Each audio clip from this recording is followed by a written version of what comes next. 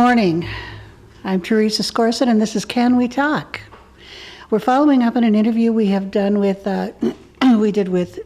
Jim Rothstein, retired New York City Police Department detective. And we actually have a couple of other guests with us this morning. They're calling themselves John Doe and Jane Doe. It's a couple from southern central Minnesota who have a story of their own to tell about human trafficking, but they don't wish to appear on camera, so we're keeping them off camera, and if possible we're going to disguise their voices as well because they have people looking for them. Good morning, Jim. Good morning, how are you? I'm good, thank you. How are you? Good. Jim, let's give a little background on human trafficking, and then we're going to cut to our guests off camera. Can you tell us what human trafficking is for the people who didn't catch the last program? Well, human trafficking has numerous facets. First of all is the plain and simple thing where you have a pimp that takes a girl out and pimps her and turns tricks, takes the money, and holds her captive. Then you get into more complicated, the higher up stuff, which is the human compromise. And I didn't mention the last show, you have the religious aspect of this with the pedophile movements that were all over the world. And you also have the satanic ritualistic type of thing that was very prevalent and is still going on, going back to the Son of Sam case. So this is yeah. Yes, it goes into a whole nother aspect of it, right. But it's all part of the human trafficking. And I did have the occasion, and as far as I know, I'm still the only law enforcement guy that ever actually interviewed a high priestess, and which gave me tremendous insight, which led to us being able to solve a number of murders and other crimes and find out what was going on. Plus, the Son of Sam case, as for people who don't remember, is a case in New York where a guy was killing these people, but in the late 60s, I had an informant who took me to Untermeyer Park and showed me where they were sacrificing the German shepherds and the kids. Oh my God. And that was what turned out to be the Son of Sam case, which is now some breakoffs of it, which is called the Smiley Face Killers. And so that's a whole nother aspect, and we know that about 1977, just before the arrest of Berkowitz was made, that they started moving west along Interstate 9094, which, as you know, comes right by here. Right. And there are, last count, I know of 26 cases in the Smiley Face Killers, and it's ironic that a detective from New York by the name of Gannon teamed up with Lee Gilbertson out of St. Cloud State, who did the investigation and first identified the actual Smiley Face Killer. And there's a book they wrote about it, which gives you all the forensic data. And as you know, the law enforcement don't want to admit to it. And in the Son of Sam case, we know that Berkowitz killed 2 of the 8 people. The other 6 people were killed by 2 guys from Minnesota. Oh my One God. from Detroit Lakes, formerly from Fargo, and the other one was from Minneapolis. And I have positive IDs on them in St. Cloud. So this is more of it, but this is what human trafficking is. And there's one other aspect of human trafficking, and that is the military aspect. It has compromised our entire military and the high levels. Again, I cite the case in England, where now it comes out all the upper echelon was involved with pedophilia and little girls and stuff like that. Mm-hmm. And then in the military, we decided that the women and the men could serve together. But now if you have a private and a captain or whatever he may be, uses her, he's compromised. And in my dealings at the time, I had, through my informants, I had admirals, generals, everybody that was compromised because they had used or had broken laws of that. So this is all of what human trafficking, and it's only the tip of it because there's so many facets under it. And we're going to hear very soon on the show here 2 victims of part of this, where I find that most of the victims or in people that I had would end up being arrested and convicted of a crime so that they could never testify. Again, I can use the name of one of them, Ben Rose, because he's now dead. He was the informant that took me to the people that were supplying the little boys to the United Nations. So there's a whole history of what these people are going to describe. I've only had a short interview with them, but everything fits right into the way this is done. Well, then let's get right to that. John and Jane Doe are off camera, as I said, but I'm going to address a question to Jane. Can you give us just a quick story of how this started for you? Back in 1993, I was 13 years old.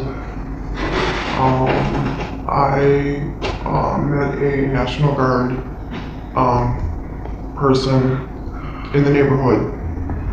Had horses, his sister did, and had no idea what they were like or anything. But anyway, as down the road, he would be taking advantage of me quite a bit. I didn't understand what sex or anything was all about. Sex trafficking, nothing like that. Were you a small town girl? I was a small town girl, yes. Small town girl. 13 years old. I got pregnant by him because he took advantage of me. He couldn't take no for an answer.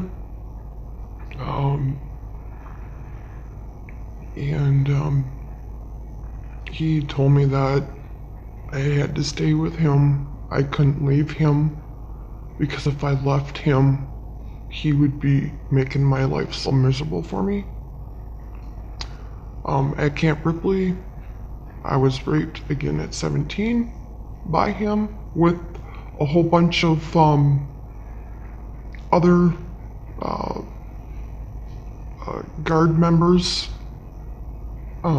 They took me into a tin hut, tied me up, and said that I antagonized them into doing it. I kept kicking the rafters to get out. Finally, I released myself where I could get out. I ran across the field. They didn't bring me to the hospital. They said it was all me. And they were also police officers. After they left the National Guards, when they got kicked out, they went to be policemen. And ever since, my life has been very, very brutal and abusive. I've had people stalking me. I've had people follow me. I've had phone calls. I've had my phone hacked 7 different times. And then I also got a false conviction on me for the rest of my life that I abused my daughter, aiding and abetting, to cover it all up. Aiding and abetting another person to abuse your child? Another person to abuse my child. When that person raped me that day, they turned the story all around. I can't live in certain places. I can't get a job. I have nightmares at night. I have a lot of medical needs that I have to get help for. I can't get help for.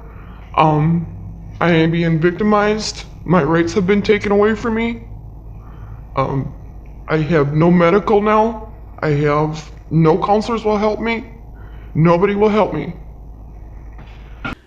Oh my gosh, I'm just aghast hearing this story. I've heard bits of it before, but you said that the Minneapolis police were involved. Were they involved in the rape at Camp Ripley? Yes, they were. Okay, were they there at the same? That the guardsmen were there, or after the guardsmen left? They were guardsmen, yes. They were guardsmen. Okay, and police officers. Got it. Okay. Well, John, let's hear from you then. How did you meet Jane, and what have you... Well, for me, this story actually started in 1986 when I was a security guard, and I was presence duty at the White House on 36 and Lake Street when a 18-year-old boy and 15-year-old girl came into the restaurant.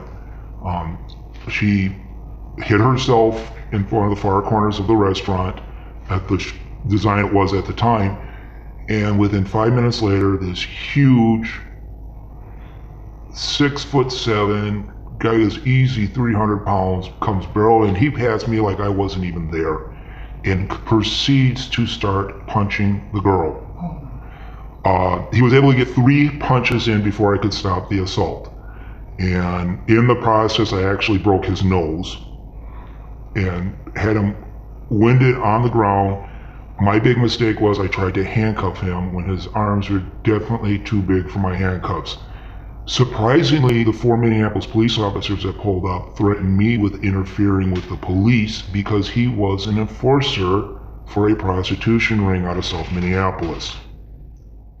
Understand that an enforcer, He is basically a dirtbag that will entice and set fear on the girls that they have nowhere to go. So when you have a prostitution ring that's using pedophiles as enforcers, being pimped by police officers, and are being sold to judges, to lawyers, to fire chiefs, where are the girls going to go to get help? And one of the questions with the archdiocese stuff, how much was this also involved with the archdiocese? My next involvement with this group of slugs happened in 1988 when I met my second wife, who just recently verified the prostitution ring that she was involved in was that same ring. Their recruitment hub, their candy store, was the former Sears distribution center on Lake Street. oh my goodness. There's a book written titled The Minnesota Connection that was done in the 70s that discussed the pipeline of girls that was sent from Minnesota to New York City. In that book, they mentioned that the candy store was the IDS Crystal Court, but from the information that I've been able to glean, it's sounding more and more like the old Sears distribution center was the actual hub. So by candy store, you mean the sort of location? Where they collected the teenage runaways. In 1993, I was a firefighter for a Metro Fire Department. We had just built a brand spanking new station off of County 10 down in Spring Lake Park, and a young lady was carried into the station who was extremely anxious and scared. I was the only medically qualified firefighter on shift for that training meeting, and when I proceeded to do my job as a nurse and as an EMT, the fire chief, who was by the name of Ron Fagerstrom, who has now since passed away, interfered with that interview, screaming that we had to kick her out of the station immediately, not to touch her. And it left me scratching my head. In July of 1993, I want to say it was July 12th, was when the sexual assault of the 34th MPs occurred against a 17-year-old girl. My unit was housed in Area 9. We were a medical company out of Cottage Grove. We had a treatment facility. I was the patient hold ward master. Okay, this was at Camp Ripley. This was at Camp Ripley. From our location, which was less than a third of a mile away, we could hear the thumping.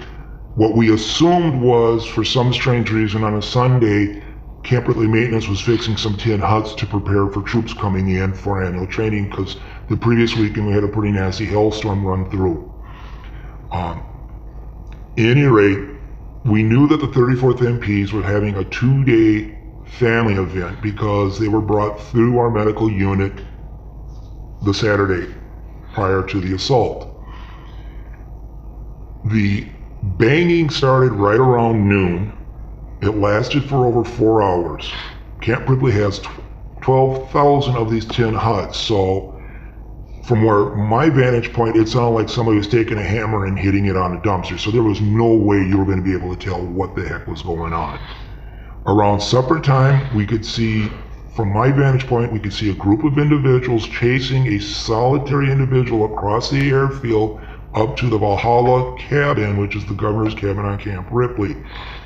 At 8 p.m. that night, my unit went into complete lockdown. My female nurse went over to the treatment section because this young rape victim was brought in. My commanding officer was a doctor, was ordering that she had to go to St. Gabe's. We found out later on in 1994 when we sat through the briefing that this was the sexual assault that Jane went through. It makes us extremely sick in the fact that the lead assailant that set up the sexual assault was known to be a Hennepin County correction officer, and that the 4 sergeants involved were all Minneapolis police officers. In 1996, my second wife was working as a bus aide for Rider Student Transportation and transferred from the Arden Hills facility to Golden Valley, where, lo and behold, Jane and the correction officer's sister Pam also worked at. Was very adamant that I never, ever, ever talk to Jane, period. And this would last throughout the entire 16 years that I was attached to this family through the friendship of my second wife. In 1999, I was involved as one of the call-we-needed firefighters of Minnesota Department of Natural Resources to aid in the Katie Poyer search. In 2008, as I prepared to go to my second deployment to Iraq and my third combat deployment as a Minnesota Army National Guard soldier, we had a farewell party at the Hennepin County Corrections Officer's home. Jane's youngest daughter was very apprehensive and anxious, so daughter and Jane's youngest daughter and I decided to go for a short little walk because this place was, off of 46 and Camden Avenue. We went for a walk to the Mississippi River. It ended up being a 6-mile hike. Jane's daughter discussed in detail the sex abuse that was occurring in the home, of how they were punished by being handcuffed and had the correction officer's service revolver dry fired against their heads repeatedly. Oh my gosh. Unfortunately, this correction officer was a union official. Jane's daughter was immediately placed in mental health the following Monday, and at the end of that week I had to go on deployment and was threatened if I talk anything, my wife, who cannot drive because her medical needs, would be left abandoned. So there was some extortion going on. I still did not have the full picture of what was going on. In 2012, Jane's daughter, youngest daughter, was kicked out of the home she was in another metro suburb that she shared with her second husband. She moved her daughter to my home because not only did we were friends of the family, we had the correction officer's youngest sister in our home, helping with my second wife's medical needs. When Jane got there, she was out of gas. She would not be able to make it back to that part of the cities. At the time I was driving as an over-the-road truck driver, I was still active in the military. And basically, I couldn't do anything at that time, but by allowing Jane to stay there to help clean up the house, because neither this younger sister or my wife could clean the house real well because of their medical needs, Jane pitched in where she could and did a fantastic job.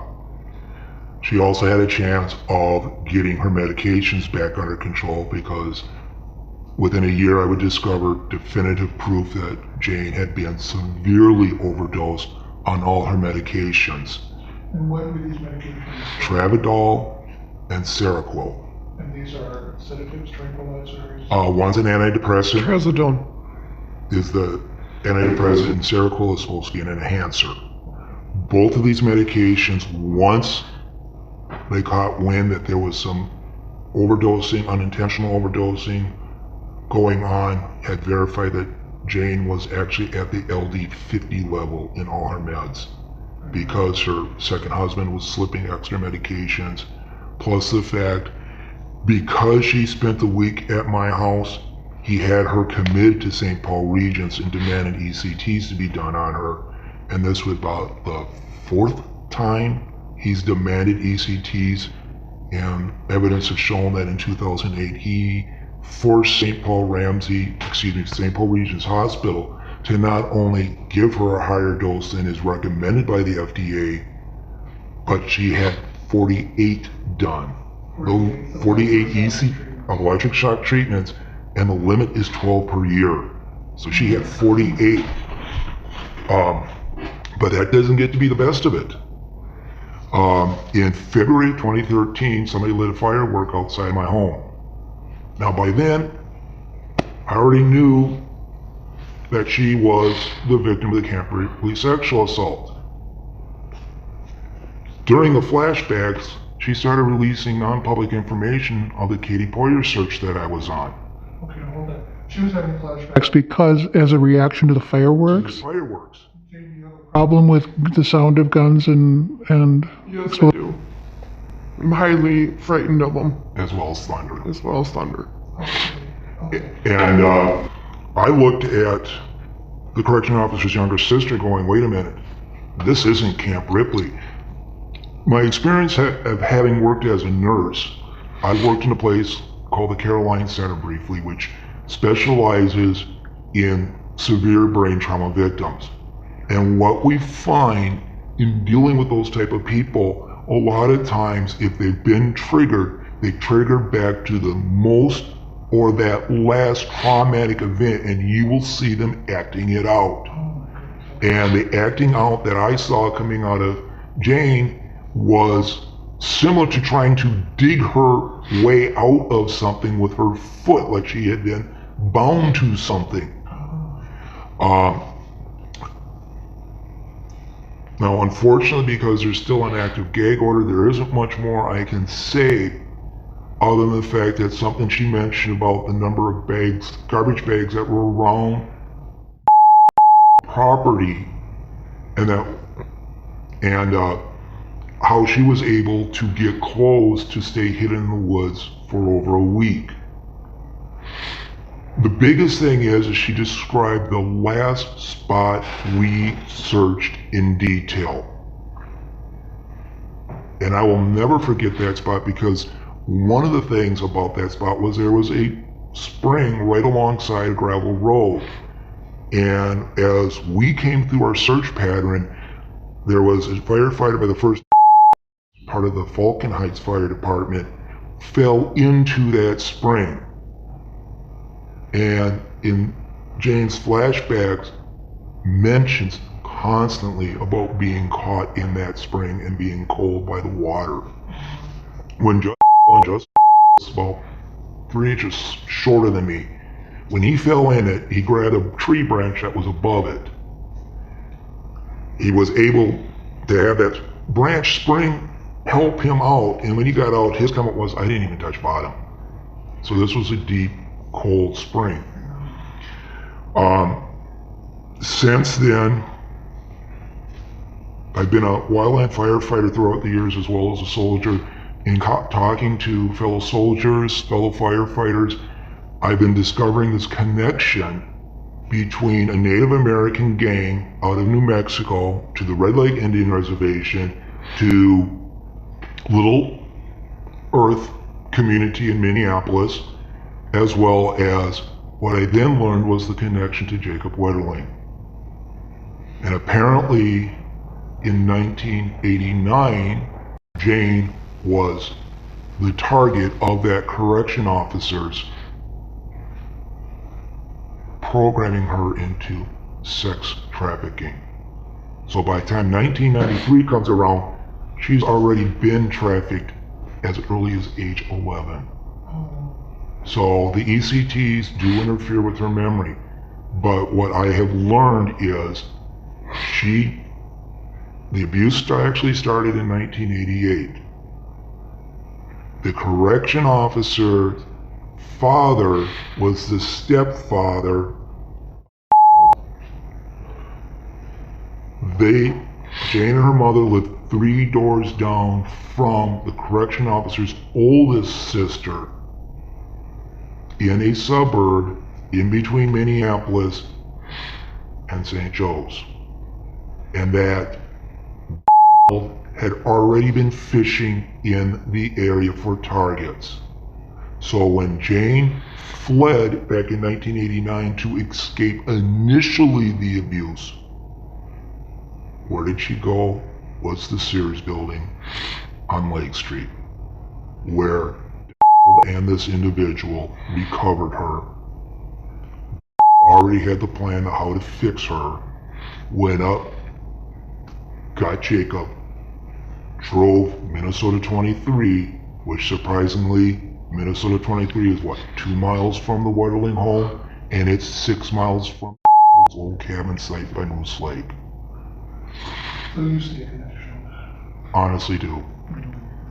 Basically, Jacob was used as a torture medium to instill fear of her own demise by these people. That is why we are scared for our life, because since June of 2013, when Jane was telling me all this, my T-Mobile cell phone started getting hacked heavily. Now, having been deployed 3 times, part of our, as other soldiers complained, the check-the-box training was counter cyber terrorism and counter-terrorism avoidance training. It's rudimentary, it's not real flamboyant, but the pointers they gave were the pointers that were happening to me. I had twice left my truck driving company down in the cities to get away from being followed, getting away from my cell phones being hacked. We are on our seventh set of cell phones. And the problem with me still being, having a connection to the military, I got one number I legally cannot change. But that is the number, unfortunately, this correction officer knows very well. Suspend for a second because I want to get Jim in on this. I've seen you nodding your head as John has been giving details of how this all kind of follows. What is your take on it? Well, first of all, when he's talking about Lake Street and that, I spent many hours down there. In fact, it was on Lake Street where I was taken by Lieutenant McGawkey that time when I witnessed the sheriffs in the go-go joint. Okay. And yes, and there's a couple other things with the harassment and the things that happen is par for the course. Okay. In almost every investigation and every victim that I have interviewed, and there's hundreds and hundreds of them, it seems like there's a manual written on what to do. And then what you do, you have to discredit them. See, once they're discredited, and again, I will give you a name, Ben Rose, was, after I retired, I went to a restaurant, and Ben was there, and I said hello, and he was with his lawyer. And I says, how you doing? He says, well, I got to go to prison. I says, no, you don't.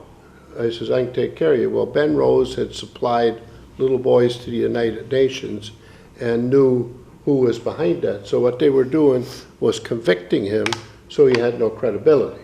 Right. And the list goes on. It's what they're describing, and the incidents and that is very much the way it works. Okay. And it is many people like that. It's not only Minnesota. The Wetterling case is some of the things they described, and that fit right in. I've done a lot of work on it. I also know what the rest of the Wetterling story is, where that ties back to, because at one point in New York, and again, when I say human compromise, I had a case where Ben Rose, again, it was because of him, we found that 3 little boys had been murdered while they were being used as sex toys by a agency in our government to compromise people. And the only mistake they made, they did it in Ben Rose's apartment. And Ben Rose by that time had become my informant. And that resulted in following up in '82 with the kidnapping of Johnny Gosh, the kidnapping of the Martin and the Allen boy, and then ending up with Jacob Wetterling. And much of what you describe is what was entailed in those kidnappings. So I find that, again, it's a lot of work it takes to be done, and you got to be very sensitive. And first of all, you got to establish credibility with both John Doe and Jane Doe for them that they understand that you don't, right away, any longer, well, oh, you're crazy. That can't be. Right. We never heard of that. Ken Lanning of the FBI for many, many years said there was no such thing as the occult or satanic ritualistic killings. When the boy in Matamoros, Mexico was killed, there was a reporter at the scene. This reporter observed a Cuban cigar with the teeth mark on the ash end. He knew what that was because he had heard me lecture on this, where I told you we had the witch, the high priestess. Mm-hmm. And what they did is it's a cleansing of the body. Before and after the death, they blow the smoke from Cuban cigars on the body to cleanse it. Okay. Well, when they saw that, then later on, they finally admitted, yes, it was a satanic killing because the head guy ended up committing suicide. So again, all these things are based on actual cases that I worked. And as in the case of the guy that killed those 3 kids, many people will say, well, how do you know that? Well, eventually, when I was with the New York State Select Committee on Crime, we were able to identify the man, and we served them with a subpoena face-to-face in Locust Valley, New York, at a coffee shop by the railroad track. And when we served him, he advised us that this case would be covered up under national security.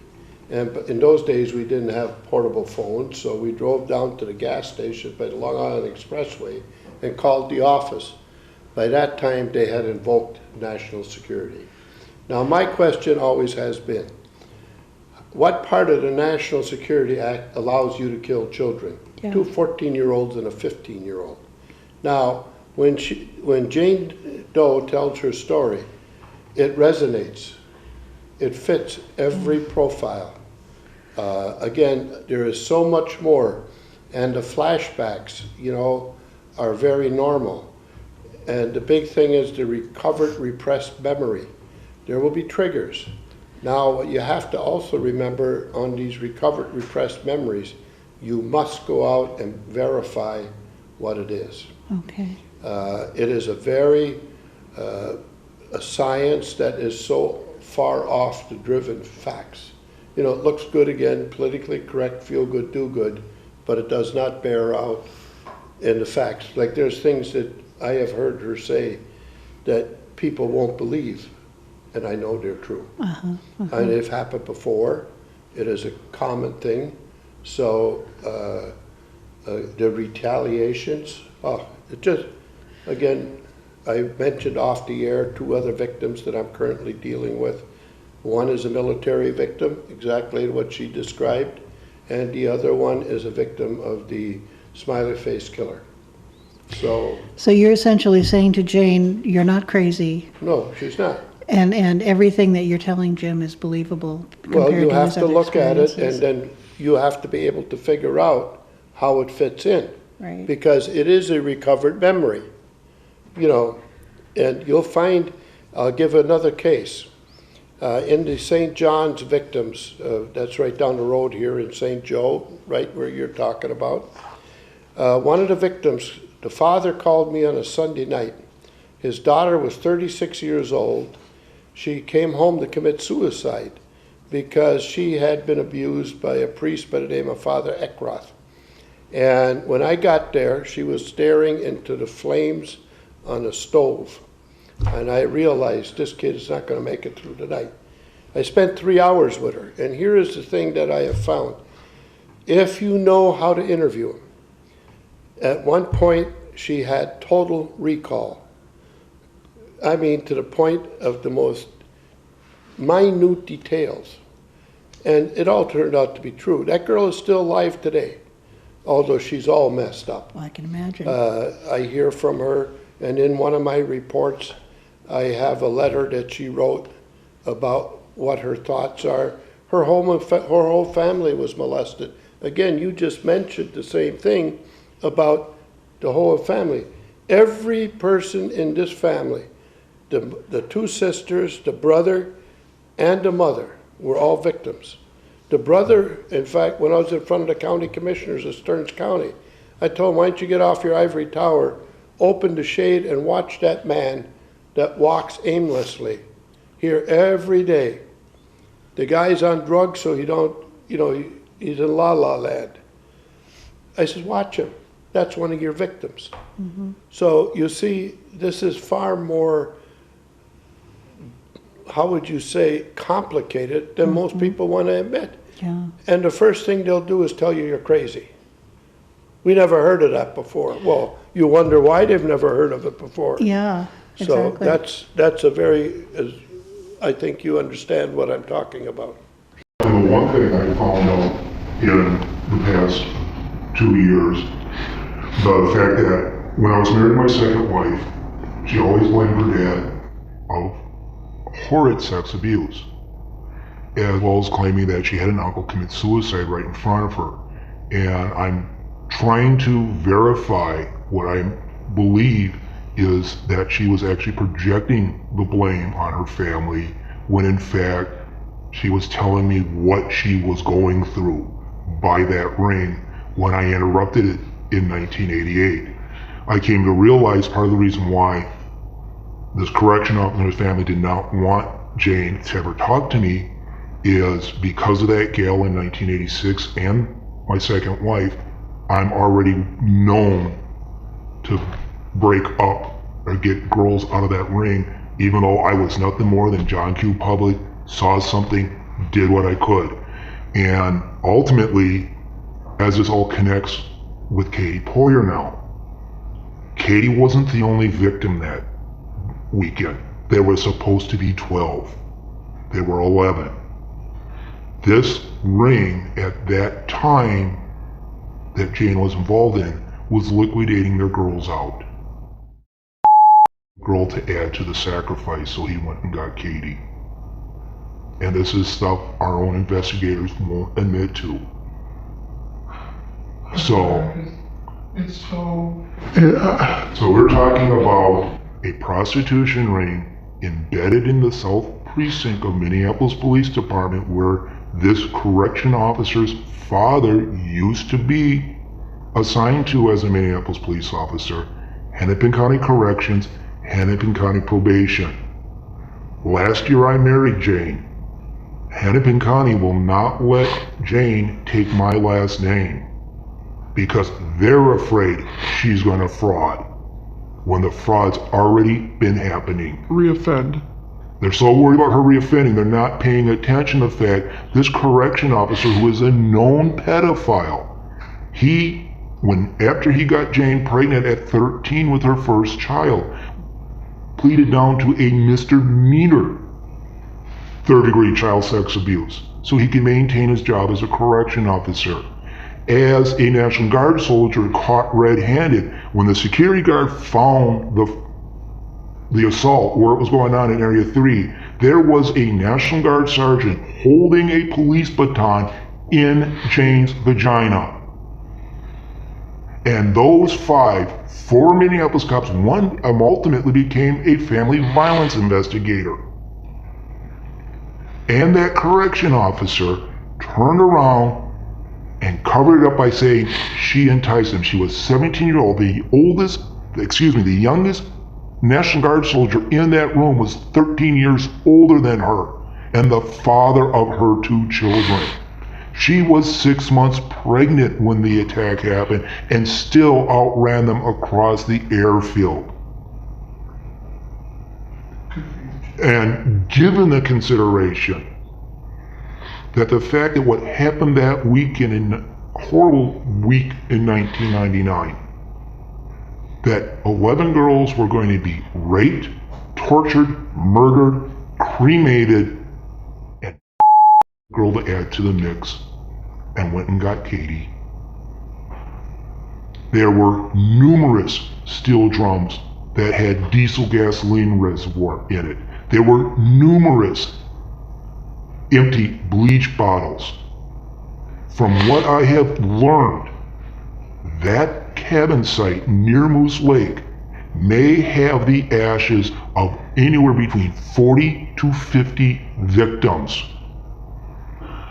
and should never be private property again. I would love to see this state finally get the cojones together, tackle this problem, especially when it involves these people on whom compromise that are political figures, judges, lawyers, police officers.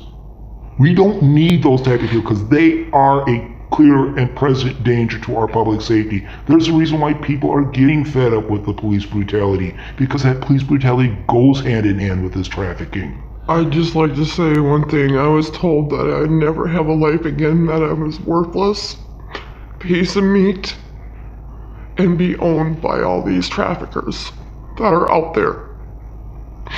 I would never have a life ever again.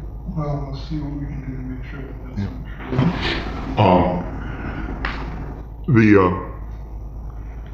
The biggest thing I would like to see out of that property is turned into a free state memorial park. Because it wasn't just Jacob that disappeared up there. This ring stretched all the way down to Mason City, Iowa. There was a female police officer that got discredited by the detective down there because she ran into information that Jody Hussendroot was abducted because she was researching Jacob Weiterling and actually ran across the same information I have. This was the TV reporter. This was the TV reporter. Yeah, I remember. So the driver's license and stuff, I was told her person, everything went up to me. That property that these pedophiles were using willingly as their processing center and were destroyed along with Jody's remains. So by cremation, through bleach, all that, it destroys evidence. So what type of people know how to destroy evidence that thoroughly? Can you imagine being washed down with bleach, your whole entire body, Because with she no was evidence? the tape recorder. I was the tape recorder of them. I'm sorry, you were what? The tape recorder of them. A lot of times these groups will keep one person alive or Alive. discredit so that their story is carried. What they call But I had to wash myself in bleach, literally scrub down, so no one would ever find out. so your DNA would be traced. Yep. Yes, Tim has something to add. You know, you just brought up a point that who is going to do this? Now, as I said, we prepared, and you will see in the resolution, it covers what happened to you, every aspect of it. But now, look at what our governor did. Here is the letter to the Minnesota Department of Health. Now, you tell me what part of the Minnesota Department of Health is going to take a case like yours and all the ones you mentioned and do anything with it. Our own BCA one, the FBI one. Well, we know, one other thing. A number of years ago, we had a group called the Justice Commission. We went in front of the public safety guy by the name of what was his name again? Charlie Weaver. We made a presentation, and he got up and walked out. He says, "There's nothing I can do." We had the documentation, the case of the drug trafficker I described by Brainerd that committed suicide, plus a number of these cases that you just described. And he got up and walked out. He said, "There's nothing I can do." So here, this is what we have to do. Go after it, because it says if an elected official doesn't do anything, he's liable. Let's make these people do what they're supposed to do. Well, it's just like how many times I was told that to just forget about things. Yeah. For the good of society, forget about this, forget about that. We got our government officials committing treason, high treason, by committing everything from kidnapping to murder to sexual assault. And it gets swept underneath the rug to protect the official. This correction officer was a union officer of the ASME union. He covered up his actions by claiming them to be union meetings. My dad, when he was alive, was a machinist lobbyist. I knew how long he was gone doing the activities of the union, and it was never as much as I've seen come out of this correction officer. This correction officer at one time, when he trusted me the most, showed me injectable Haldol that he claimed he had the authority to take out of the Plymouth Correctional Facility. Now, when I looked up the effects of Haldol, I discovered that in high doses of Haldol and Ativan, you will create psychotic behavior. You'll also destroy the victim's blood pressure regulatory system. Jane's blood pressure is extremely unstable and has to take hydrochlorothiazide for the rest of her life, and she's been taking it since 17 years old. That is extremely unusual.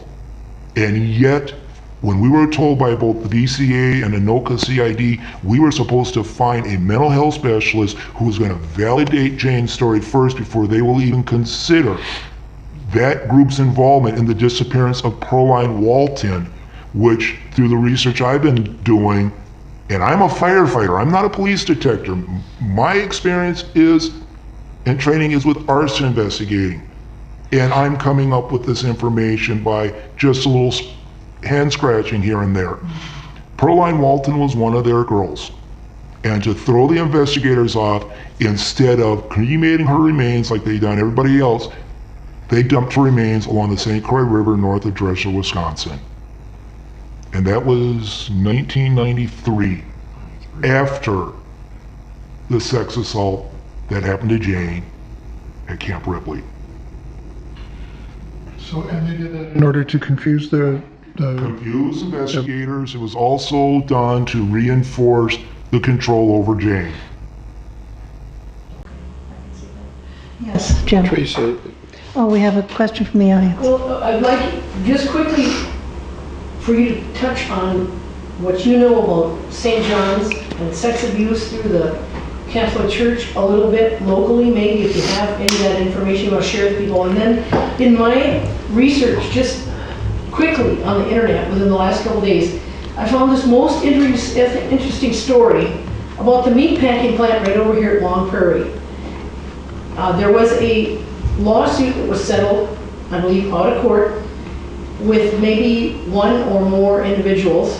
This particular story is from 2000, January of 2000, from the Minnesota Monthly, and it's called Raw Meat: Stories of Sexual Harassment in a Small Town Slaughterhouse. And what they're describing is what employees and high-ranking officials at the slaughterhouse did on a regular basis to male meatpacking plant employees, sexually abuse them in the most heinous kind of ways, including shoving their faces into bloody meat piles while they sexually abuse them in every way. And so even 27 miles from here in Long Prairie, we had at least, I don't know if this is still going on, females from that meatpacking plant are also listed in this report of having been approached in. One of their supervisors dropped their drawers or opened their apron to show their genitals in front of the women that work there. We have a rampant sexual abuse problem, even locally here.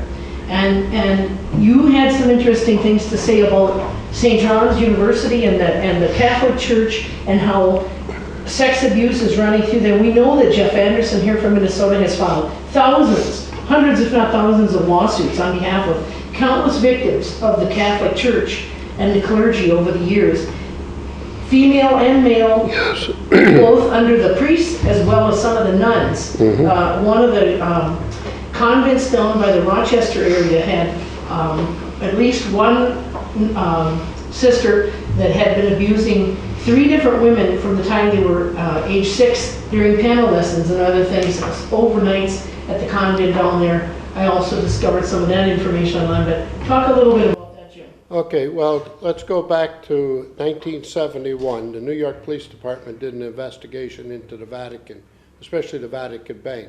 It was done by a detective named Joe Coffey. Then in 1978, while I was assigned to the New York State Select Committee on Crime, Pope John Paul I became the Pope. Approximately 10 days before he died, he gave Father Bruce Ritter of the Covenant House a special dispensation to clean the pedophiles out of the Vatican and clean up the Vatican Bank. There were 2 detectives assigned to that. I was one of them, and the other was my partner, Matty Rosenthal. We at the time were working under the governor's order with the New York State Select Committee on Crime. 10 days later, the Pope is dead. We get an informant out of the Vatican who told us what happened and that he was murdered. Well, this also at the time led into back to my home area with St. John's. It came up in the investigation. And if you want to look at a site called Behind the Pine Curtain, many of these cases are documented. When I moved back to Minnesota, a number of priests, and I described one family, the father worked for the liturgical press at St. John's, the one that had their whole family molested, came to me and asked me to help them protect and get rid of the bad priests at St. John's. So that led to an investigation, and eventually that was shut down. We helped some people. It was even written up in the Minneapolis papers. And then the abbot himself got stopped. And as you can see now, the list has grown to like 30 priests. There's hundreds of victims. I described the interviews I did with the one girl in particular, but there were others. Mm-hmm. And that also permeates throughout the entire church. I was one of the investigators assigned to this. Then they went after Bruce Ritter. When they found out I left the state of New York, they accused Father Bruce Ritter of being a pedophile. Well, when I got wind of it, I called the abbot, or I called the cardinal in New York to ask him why they were letting an innocent priest go take the rap. Well, they got totally upset about that, and eventually they asked me to stand back because it would destroy the church. They would not defend an innocent priest. And the last communications I got from Father Bruce Ritter, he asked me, he told me, and I have a copy of the letter, but in the last sentence he said, "When God was not there to comfort me, I found that comfort in you." He was totally destroyed, because nobody defended him. And I had infiltrated his operation. When he first started on the east side, I had informants.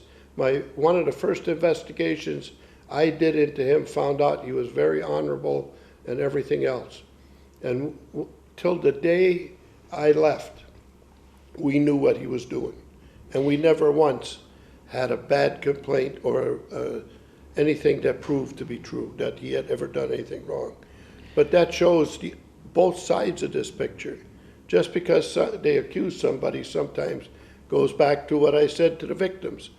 You make the victims the perpetrators, then you don't have to investigate and they have no credibility. John has a comment. Well, I wanted to kind of tie in there. In my previous experience with Ramsey County, Minnesota, the incident I went through, I had an official in 1991 after I rescued 2 boys from a mother that was molesting them. This mother spent, her name was Karen Patterson, she's dead now. She was convicted for multiple rapes of teenage boys in the Cedar high-rise apartments in Minneapolis. Hennepin County sentenced her to 11 months in county prison, 6-month probation, which she had full weekend unsupervised custody of her 2 boys. My second wife and I rescued those 2 boys when we caught Karen molesting them. I had the supervisor of Ramsey County Child Protection, for what a previous social worker did to me there, cursed me out for forcing them to do what they did, for forcing them to make me a victim. And for the actions that social worker did that he got busted for in 2000, in 2008 I got my child tax credits repaid from the years of 1985 to 2001. But the whole situation still is not rectified because 200 families were harmed by this social worker.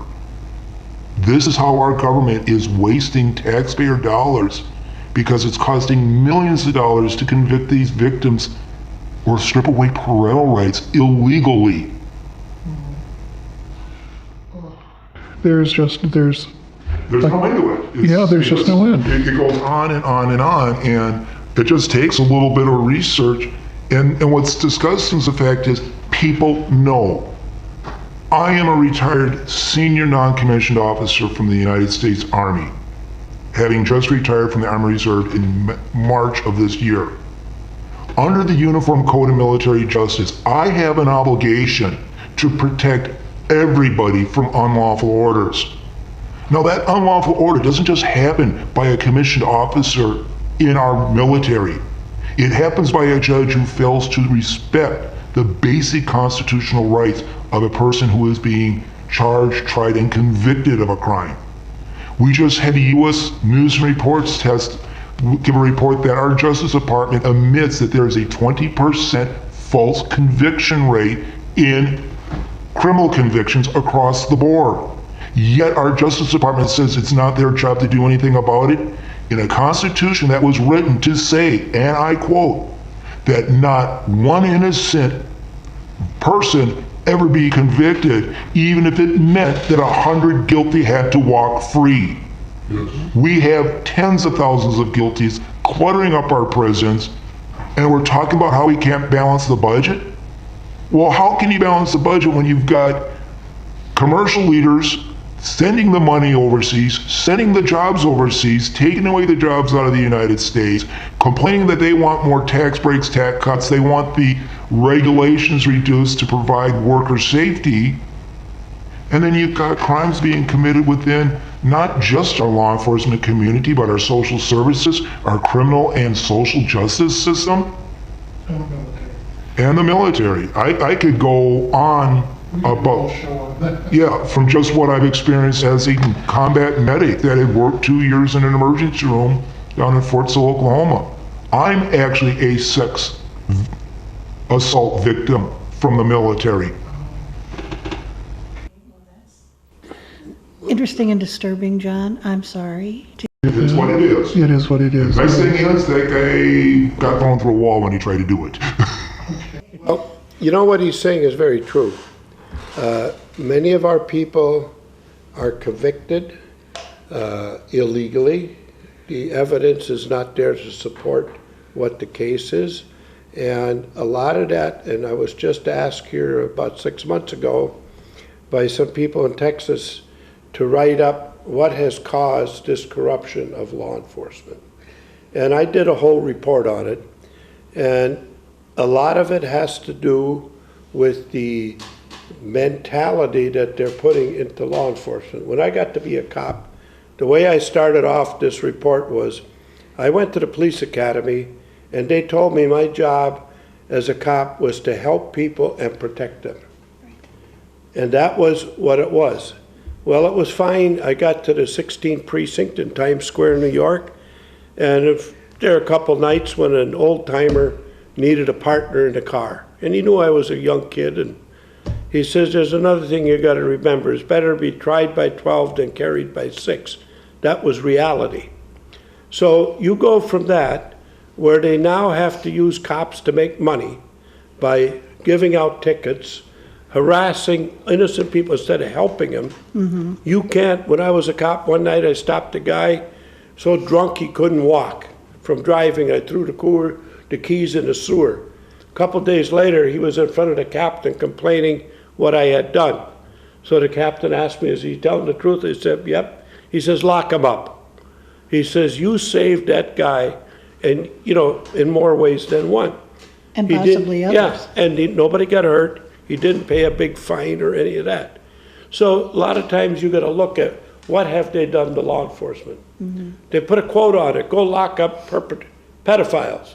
Well, I'll give you another example. When we had started the thing locking up the hookers, loitering for the purpose of prostitution, the 16th precinct arrest record numbers jumped, the 14th precinct didn't.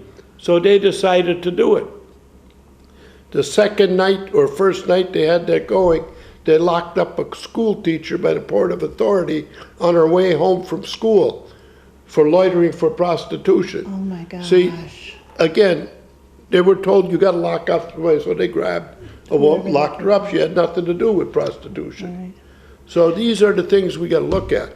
And as I said from the very start, first protect the cops and let them do their jobs the way they're supposed to. We'll need to go more deeply into that and a number of other things. I want to thank our guests. We're out of time. I want to thank Jane Doe 10 and John Doe 11. Thank you so much for coming here and sharing your stories. I hope that this will be the beginning of a new chapter for you and a way to see the future ahead. Jim, thank you so much once again for being here. We never know who's watching this program. Sometimes I think, oh, nobody's watching, and it helps me not to be nervous. Other times I think it could be anybody. It could be anybody, and somebody out there may have answers, may have better information, may have more information than we have, although I feel as if we've got more information we can handle. But there might be somebody who's got something to add to this story. So if you are out there, or if you're watching on the blog, please get in touch with us and let us know what your experiences have been. Thank you so much. I hope to see you soon.